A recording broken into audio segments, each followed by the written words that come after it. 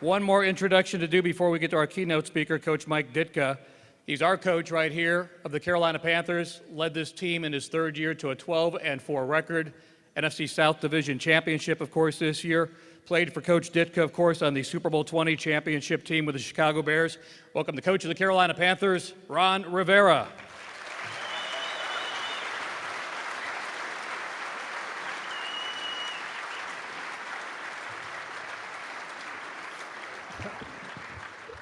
Thank you. It most certainly is an honor to be here because I do have the honor of introducing our guest speaker today. But before I do that, let me talk a little bit about Mike Ditka. Coach was born in the Aliquippa, Pennsylvania area, western part of Pennsylvania. Known for its steel mills, its iron, its tough life, produces tough people. Coach had an opportunity to leave that area and went to the University of Pittsburgh, where he played 3 sports, football, basketball, and baseball. He was an All-American in football. In 1961, the Chicago Bears drafted him in the first round, where he was the NFL's Rookie of the Year. He started there for 5 more seasons as an All-Pro. In 1967, he was traded to Philadelphia, played there for 2 seasons, and then finished his career with the Dallas Cowboys, where he won a Super Bowl. After playing, he immediately started his coaching career. In 1988, Coach was inducted into the NFL Pro Football Hall of Fame. He has won a Super Bowl as a player, an assistant coach, and a head coach, one of the few to do that. I had the great fortune of playing for Coach Ditka from 1984 to 1992. In my 9-year NFL career, I had a lot of fun. I had a great time. But I also learned a lot of things, a lot of lessons that I use today as a head coach. Many things. One of the things that I learned from Coach was be honest, be upfront, be demanding, but be fair. He was very, very blunt. Believe me, he really was. He also had the creed of tell them what they need to hear, not what they want to hear. He had a way of telling you. He never asked a player to do anything that he never did as a player. And remember, he was a Hall of Famer, so his standard was very, very high. Also, because he played the game and he was a player, he knew. He just knew. He understood, but he knew. In 1988, training camp, Platteville, Wisconsin, a little after curfew, a crew of us decided we're going to skip out. Don't any of you guys get any ideas? But a crew of us decided to skip out and go to the local VFW. We get in there, we're having some beers, playing a little bit of pool. All of a sudden, the cocktail waitress comes over, and she's got a tray of beers. So we all reach for money, so here we got it. She goes, oh, no, they're from the coach. We froze. So he comes over, he starts talking, and I'm thinking, okay, it's a trap. He's going to get us all of us. But he starts talking, starts BSing with us, grabs the pool cue, starts to play a little pool. Then at about 1 o'clock, he looks at his watch and he says, I'm out, you man, but we got practice tomorrow. See you on the field. So we get up in the morning, 8:30, we're out on the field. We're getting ready for practice. He calls the team up, and I go, here it comes. He's going to kill us. But he knew. He had a way of doing this to you. He gets him, he starts talking about opportunities, he's talking about chances, and he starts talking about if you're going to go out and hoot with the Owls, you better soar with the Eagles during the day. Man, we practiced our butts off. We got the message. It was one of the best practices we had had.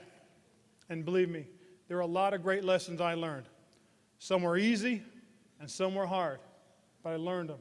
And at the end of the day, we didn't want to let him down because we respected Coach Ditka. So with that, ladies and gentlemen, Mike Ditka. In the late 50s, a bigger, fiercer strain of cat appeared in a Panther uniform. A player so tough that in the Steel City they chose to call him Iron Mike. Mike Ditka was an intense, tenacious competitor, by far the toughest end to tackle in the country. But at Pitt, it was also his defensive play that helped earn him All-American recognition. I was really, probably a little better defensive player than I was an offensive player. the attitude of a defensive player is a little more aggressive, and that helped me on offense too. I think that's the way you approach blocking, that's the way you approach catching the ball and running over people and everything else. You know, catching the ball means very little if you don't enjoy running with it, and I think it becomes a competitive one-on-one thing that you really don't want one person to bring you down. Ditka was a three-sport star at Pitt, also lettering in baseball and basketball, and went on to have a Hall of Fame playing career in the NFL. Oddly enough, his high school coach had expected it to turn out rather differently. I wanted to be a dentist. That seemed to be the vogue thing to do at those days.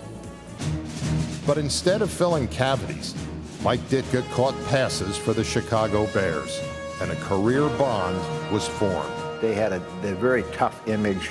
You know, you take no prisoners, you put a chip on your shoulder. You know, all the things I thought football was supposed to be, they portrayed. I mean, they were some mean guys. I mean, they were tough and they played tough.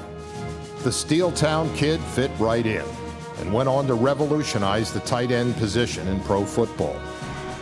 Tight ends, when I came into the game, were kind of an extension of the offensive tackle. They blocked most of the time. I caught 12 passes my senior year in college. 12. I caught 58 my first year in pro ball and 12 touchdowns. He was the NFL Rookie of the Year in 1961 and played in 5 Pro Bowls his first 5 seasons, prompting high praise from his legendary coach, George Halas. He told me that he was paying me more than any player he ever paid outside of Red Grange, which you know is an outright lie. In 1963, Ditka helped Halas's Bears win their first NFL title since 1946. A year later, his 75 catches were the most ever by a tight end in a 14-game season. But after 6 years in Chicago, Ditka fell into disfavor with the Bears and was sent packing to Philadelphia, where his career suddenly seemed like a root canal.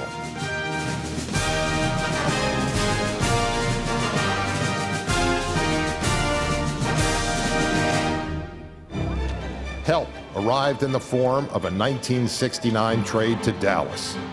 There, Iron Mike teamed up with Tom Landry.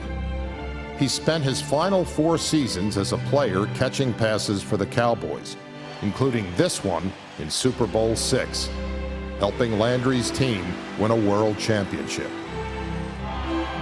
It was during his tenure as a Dallas assistant that Ditka reached back to his pro football roots. I wrote a letter to him and I said, listen, I know that you're not looking for a coach. I said, but if you ever are, I said, I would hope you would consider me. Ditka reshaped the Bears in his own image.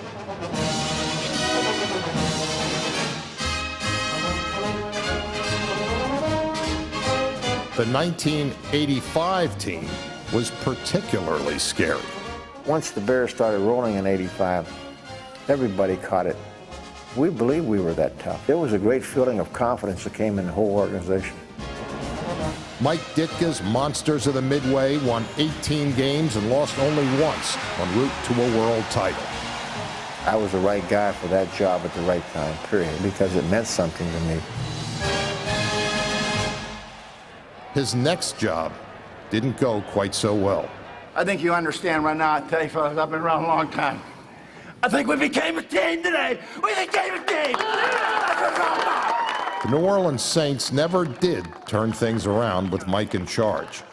So after 3 seasons, Ditka departed coaching for good. Don't change it. Rob, run it. Shoot. His emotions always bubbled near the surface. But beneath the Steeltown tough exterior lived a fun-loving extrovert, capable of dispensing criticism or concern with equal ease. A man who used the podium that his celebrity afforded him to champion the cause of retired players and to remind the present generation of their obligations. Mike Ditka gave his all to everything he did. Aliquippa, Pennsylvania may have lost a good dentist, but pro football gained a true Hall of Famer.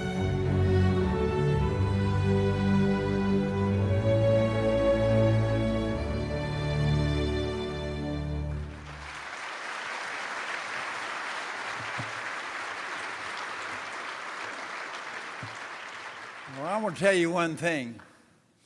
Hello, I'm Johnny Cash. I always wanted to do that. I watched him the other night on TV. The story is like, hello, I'm Johnny Cash. That's why we're black, see. You people don't need a speech after listening to all that BS, believe me. But it's been a hell of a run. You know, it's been a good life. And, you know, I could talk to you about a million things. I'm going to say, you know, that it was basically in there. I came to the Bears in 1961. Hallis hired me as a football player. I had 6 great seasons with the Bears. We won a championship. And he got tired of my act, and he shipped me right off to Philadelphia. And I say, and I deserved to be traded, but I got to Philadelphia. It was miserable. Not because it was Philadelphia or the Eagles, because it was me. I was going to retire from football, actually. I went back to my home in Chicago. I'm going to retire, and I got a phone call from a man, and out of the cold blue, nothing. He said, Mike, he said, and this is what he said. He said, Mike, I don't know if you can play football or not anymore, but I just traded for you. And that was Tom Landry. And, you know, that wasn't very motivational, so... But I went to Dallas, and I got in the best shape of my life. And it'll never show in the record books, but I was a better player in Dallas than I was in Chicago.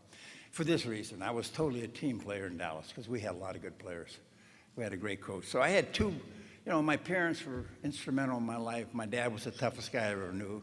He kicked my ass rather than look at me. So, but I had a great high school coach, Carl Ashman, who encouraged me to stay when I was too small and I wanted to quit. He had stayed. Sophomore year, I weighed 120 pounds. I got my ass kicked. He said, stick around, you'll get bigger. My junior year, I weighed 170 pounds, and I kicked the other guy's ass. So it was good. And then I went to Pitt, had a great coaches there. It was wonderful. But the thing with the Bears was pretty special. I mean, he hired me to be a player, and then later in 1982, he hired me to be the head coach of the Bears. So Hallis hired me twice, and Landry hired me twice.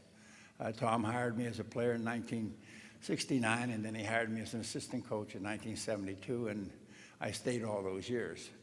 So there's people that are in your life for reasons, and you know them. I mean, I've had a lot of heroes. I grew up as a baseball fan, big baseball fan. My all-time hero was Stan Musial. Stan Musial was from Donora, Pennsylvania. I was from Malaquippa. Stan Musial, still, in my opinion, well, I had a few favorites, but he was one of them. Willie Mays, Stan Musial, that was baseball. I mean, I just enjoyed it so much. So, and I got some autographed things from Stan. I was thinking about that when I was signing things today. My grandkids are going to have a ball when I'm gone, I'll tell you that, because it's pretty special stuff. But, you know, life is not what you want it to be, it's what you make it. You know, you got a guy here, Ron Rivera, came down here, and I don't know what the expectations are, but I know what his are. And that's all that counts. He's going to bring you a championship. And that's what this is all about. You get in the game to be the best, and you play to be the best, and you practice to be the best. And if you're not willing to do that, do something else. Don't waste your time. It's not worth it. The whole idea of life is be as successful and achieve as much as you can achieve. Don't listen to what others tell you about your limitations, what you could do or should do or can't do. You do what you want to do, but you have to work for it. You know, my philosophy is based on a thing called ACE, A-C-E. I think things that are important in life, the most important to me is the attitude of the individual.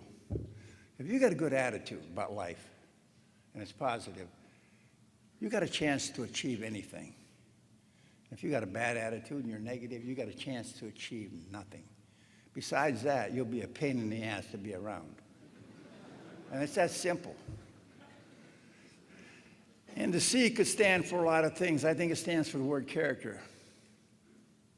What is character? Well, character is a little different than reputation. Reputation is simply what people think you are. Character is what you really are. It's what you stand for, what you believe in. It's the foundation on which your moral code is built on. It's the most important thing you have. It's a great story. I read it years ago about a golfer. and his name was Bobby Jones, and he was playing golf in the U.S. Open at that time, and he hit a golf ball that went into the rough.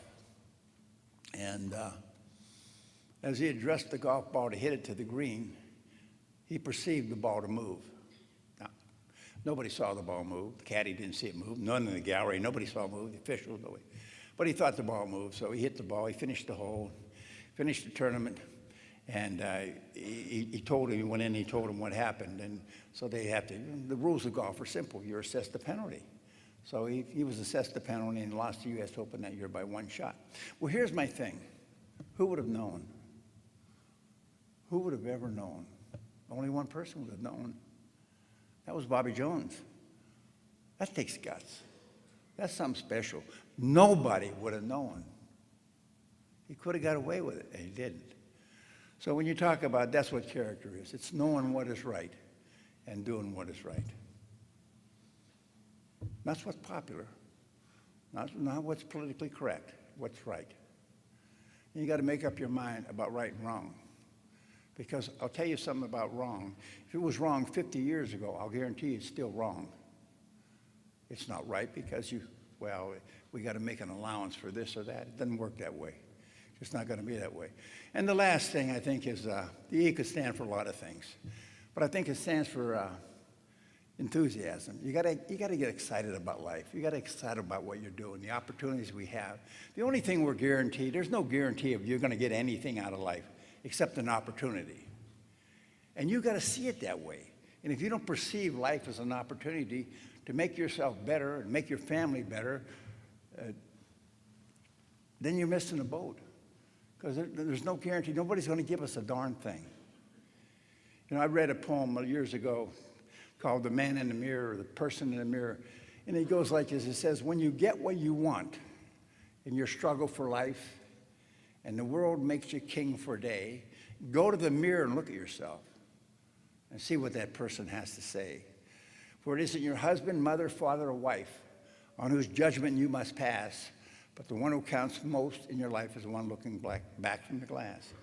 He said, you may fool the whole world down the pathway of years and get pats on your back as you pass, but your final reward will be heartaches and tears if you have cheated the man in the glass. Now, what's that saying?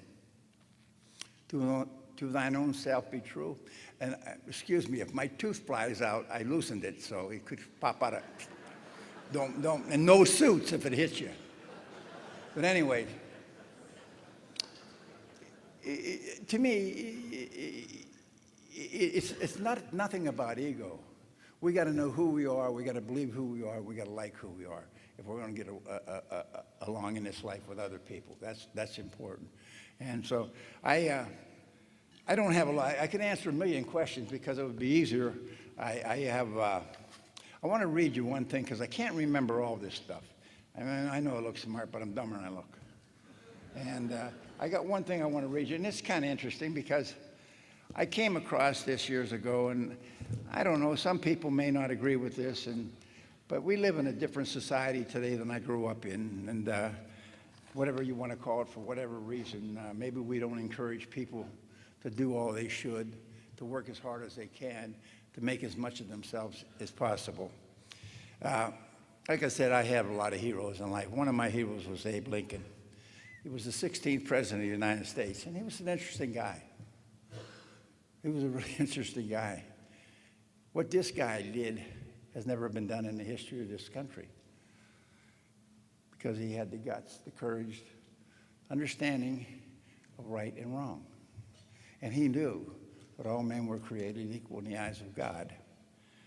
So, because he believed this country went to war with itself, and ultimately he lost his life over that belief. So his greatness, whether you diminish it or you embrace it or whatever you want to do, it's pretty special to me. But he made a speech in 1861. And it's a pretty interesting speech because I came across it, and this is, I didn't make this up, this is on here. That's his picture, see? And here's what he said. Listen to what he said. He said, you cannot bring about prosperity by discouraging thrift. He said, you cannot strengthen the weak by weakening the strong.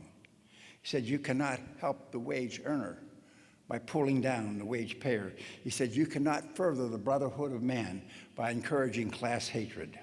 He said, you cannot help the poor by destroying the rich.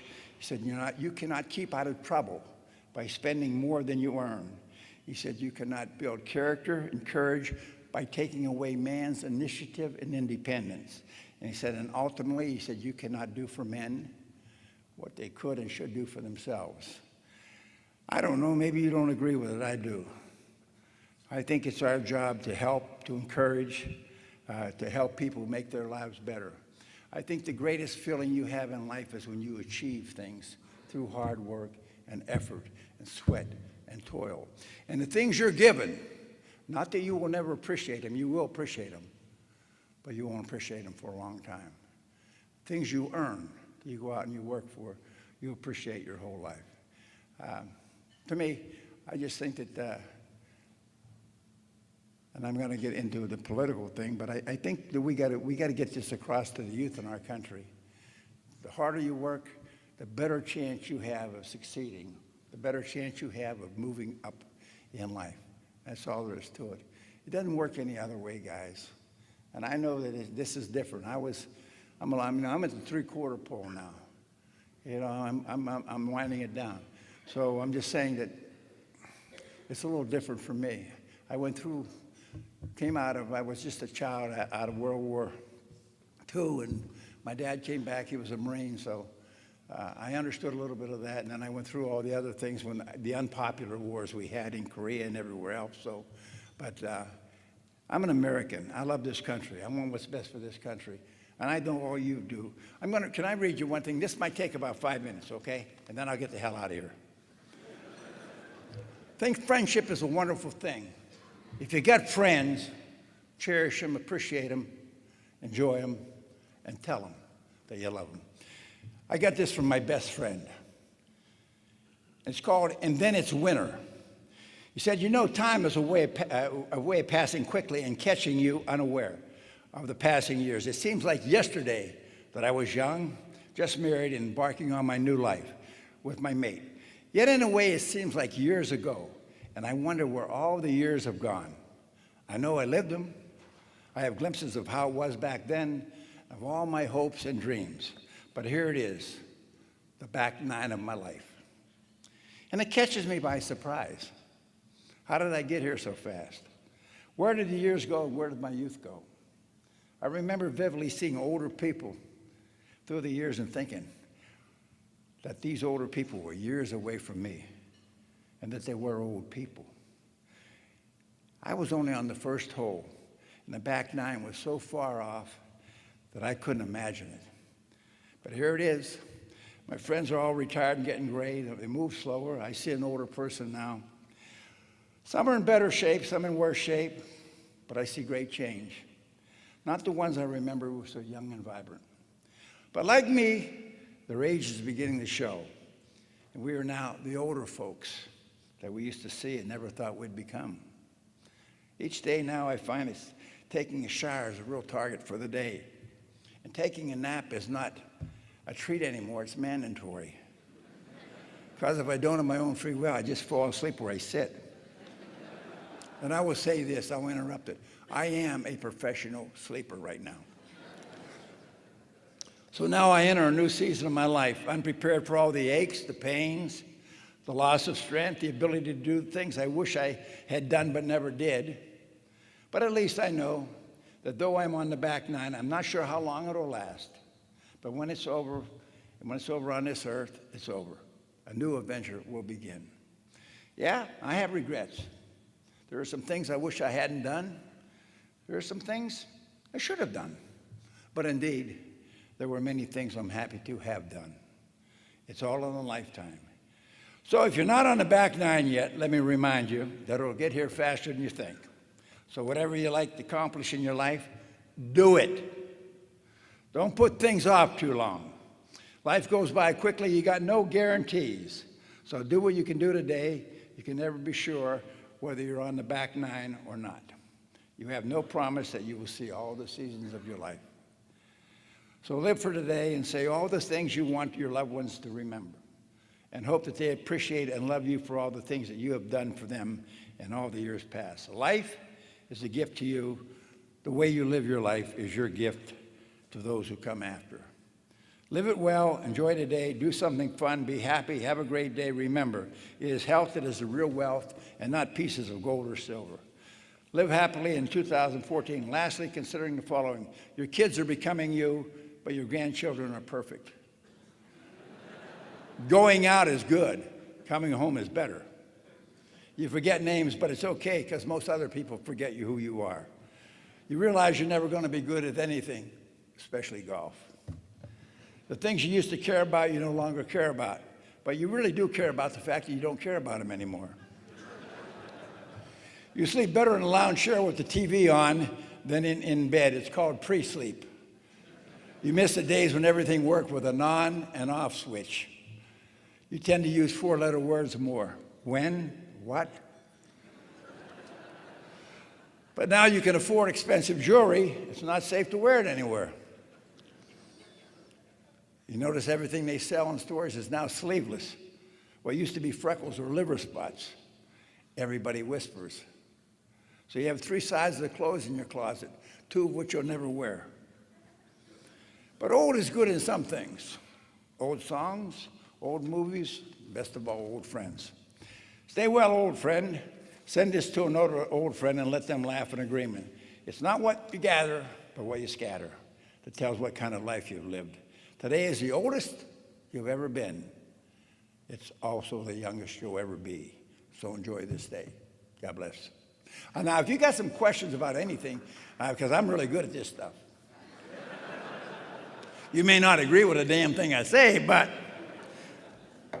any questions? Because you make my job very easy. Just fire them out. Yes, sir.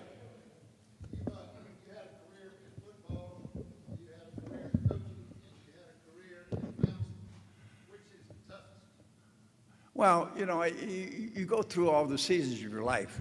You know, when you're young and you're robust and you're healthy and you're physical, you want to play the sport, whether it's baseball, football, basketball, hockey, tennis, whatever you want to play, golf. And as you get older, you realize that you can't do that. So I was fortunate that I was able to work for a man named Tom Landry. Tom Landry was a special man. You know, him and Lombardi, you know, both coached with the Giants back in the 50s. And Coach Lombardi went to Green Bay, and Coach Landry went to Dallas.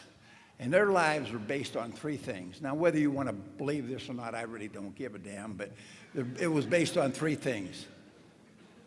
Their faith in God, their family, and the values of the family, and football. That's true. It came in that order. And you got to understand, there's got to be more to a guy. Lombardi, when he went to Green Bay, they stunk. When Landry went to Dallas, they stunk. There was nothing there. They built it. They made them believe. They made them understand that there was light at the end of the tunnel, but the price that you were going to pay was going to be significant. You were going to have to work your tail off. It's that simple. When people say, hey, I'm going to give you this or I'm going to give you that, be careful. Be careful. We say, people come up and say, listen, here's what we can get. We can get this done if we do this together. Now you got something going. So, you know, when I think about Coach Landry all the time, think of Coach Hallis all the time. Coach Hallis was an amazing man. Think about this. This guy persevered. He robbed Peter to pay Paul. Because of him, the National Football League is what it is today. One of five guys, Rooney, Mara, him, a couple others, that was it. He didn't have any money. And I found that out when I started playing for him. My first contract with the Bears, as the fifth player picked in the first round in 1961, was $12,000 with a $6,000 signing bonus. Well, listen to this. Count that, 12 and 6. Figure it, remember, don't forget that figure. So I made All-Pro that year. I made Rookie of the Year. I did everything. Had a great year. Not because I had a good team, man. I had a quarterback like to throw the ball to me. That really helped. But So there were no multi-year contracts, so you go in at the end of the year and you talk to Mr. Hallis. And I sit down at the desk right across from him, and I look at him, and he said, and he looks at me, and exactly just what he said. He said, kid, he called everybody kid, he said, you had a good year. He said, you know, but he said, you broke curfew 3 times. And I did, and he fined me $500 each time. In 1961, that was a hell of a lot of money. So I said, yeah, I did. So then, but after he read off all this junk on this piece of paper he had everything written down. He said, but I'm going to give you a raise. I said, oh, great, that's good to hear. He said, I'm going to pay you $14,000 this year. I said, Coach, you got to be kidding. He said, no, I'm going to pay you 14. I said, that's impossible. I said, I made 18 last year. You give me a pay cut. He said, no, you made 12. I said, no, I made 18. I said, the 12 and the 6 were 18. I said, I'd be damned if I signed for a penny less than 18. As soon as I said it, he opened the drawer, pulled out a contract for $18,000, and I signed it. That's a true story. That is a true story. But it doesn't matter. When he hired me to be the coach, I didn't give a damn what he paid me. I never worried about a contract when I was coaching. I never made any money coaching the Bears, any money, really significant money at all. I didn't care because the opportunity is all you want in life. It's nothing else. A chance. And Ron wasn't there in the beginning, but in the beginning I told the football team in 1982 when I got there, I got good news and bad news. The good news is we're going to win the Super Bowl. The bad news is a lot of you guys aren't going to be here. And I didn't say it to be cruel. I didn't say it to be cruel. I said it to be factual. Because there were a lot of people who weren't willing to pay the price that it would take to accomplish what my goals were. And I learned all this from Hallis and Landry and what Lombardi did up in Green Bay. There's so many guys. Bill Walsh. Listen, I had to coach against Bill Walsh all the time. I got my ass kicked so much it got bothersome. I mean, I think of the guys, I think of my life. I got to coach against Don Shula. Hello. I mean, these are the best in the business. I can go on and on. Bart Starr. So many coaches. I came in. Joe Gibbs. I mean, my God, there's so many of them. It's unbelievable. I can't remember them all. So I've had a blessed life. The ups, the downs, it's okay. But I don't know that I've ever been down. I've been rebounding a few times, but never down. So if anybody has any question about anything pertinent.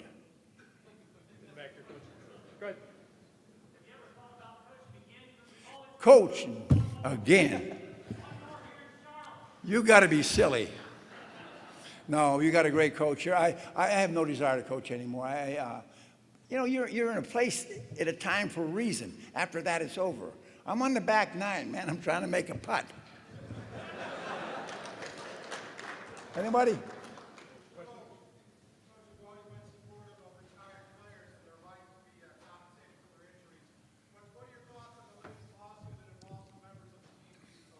Well, everybody to their own. And let me say that we've been doing a lot of work with the Gridiron Greats, trying to help some of the old players. I do believe the league has a big responsibility. I really do in this thing. And I think that they ought to own up to it. There's a lot of money being made, and I don't begrudge anybody anything. But I think that you got to look at the game of football today and what it's evolved into, and a big money maker it is, and a big business. It started somewhere, and it started with all these guys through the years that not only that I played and coached and watched, these players are part of it. Some of these guys have fallen on hard times due to injuries, and I think they deserve help. The new suit being filed by 3 of the Bear players, former Bear players, Richard and Jim and Van Horn, Keith. See, I don't know too much about that. When I was a player, if I wanted to take a pill and I knew it was an upper, whatever you call an upper or Benny, I took it. Nobody told me to take it. Nobody forced me to take it. I had ways of getting it if I wanted it. I didn't have to go to anybody and say, well, I knew how to get one. Did I ever take one? Yeah. Did I take them for long? No. But my problem with this is, I think we all understand if, football is a tough sport. If you play it long enough, I'll guarantee you one thing, you're going to get hurt. You're going to get hurt. It's just a tough game. I've had 4 hip replacements, shoulder done, a foot done. You saw me come up those stairs. It gets scary. You ought to see me bend over to get the ball out of the hole. But no, it's, I could go on. I don't know what's right or wrong about it anymore. I don't know who has this obligation. I think that people, you got to look in the mirror, like I said, and you got to, if I got an obligation to do this and help them, if I'm an owner, I would do it. If I'm not, if they feel they don't have any obligation or responsibility, that's their business too. I don't know where this lawsuit's going to go. Like, I don't know how we're going to make it with Gridiron Grace. I know I just looked at my calendar. I got to go to Las Vegas next week. I'm going to be out there with a couple of my old buddies. So we're going to honor Mike Lucci, who played for the Lions, who's one of my dear friends I grew up with, and Paul Horning, who's everybody's friend. So we're going to honor a couple guys out there and try to raise some money for the Gridiron Grace. But that's what we do. That's all it is. Anybody else, real quick? One last question. One. Okay. Oh boy. Well, this is going to end. My favorite team growing up, is what he asked, was the St. Louis Cardinal baseball team because of Stan Musial. But in football, there was a guy who played for the Philadelphia Eagles named Steve Van Buren, and I love Steve Van Buren. So I was an Eagle fan when I was a kid. Then when I got to the Eagles, I wasn't an Eagle fan. God bless you. Thank you. Coach Mike Ditka.